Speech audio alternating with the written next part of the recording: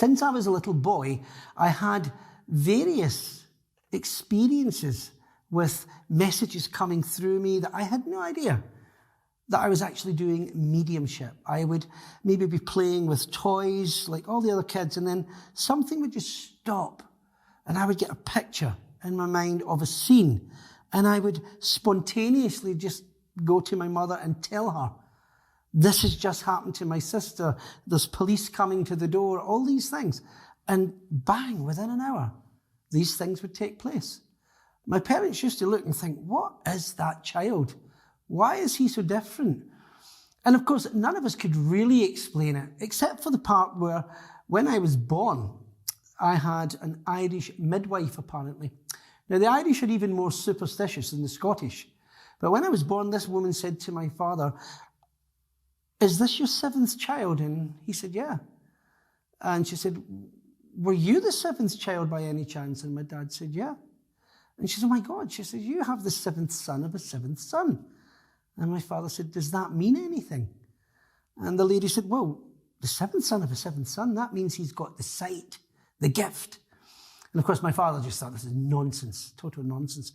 But in actual fact, even in Scotland, we found out that there are seers, prophets, people who have what we call the sight, second sight, and they are the 7th sons of 7th sons. So it kind of turns out that, according to my Irish midwife, I was always going to be a medium or somebody who had a different version of sight from my other siblings.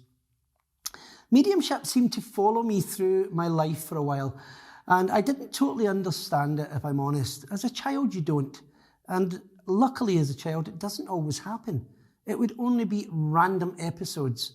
I would maybe get a sense that somebody was going to die, and the next day I would hear that that person died. I would know who was going to call the house. The phone would ring and I'd say, this is Uncle Michael, and people would look, and it would be a particular uncle we hadn't heard from in a long time.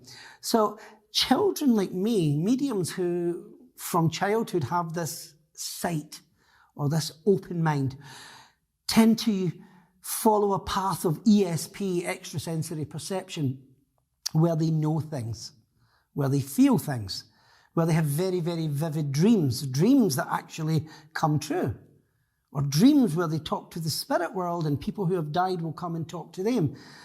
And even as I grew up and people asked me about these things that happened, these episodes, they would say, but were you not afraid? I said, no, I was never afraid. There was always a sense of well-being whenever I had some kind of episode of mediumship or second sight.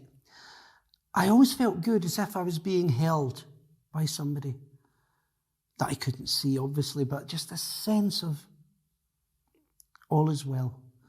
So the only thing I can tell people is that whenever I had a spiritual experience through my childhood, it made me feel good. Nothing has changed. Because even as I grow into adulthood, I know for a fact that the mediumship that I do is from a loving source, from a higher intelligence, from a guardian, a spirit guide, somebody who watches over me.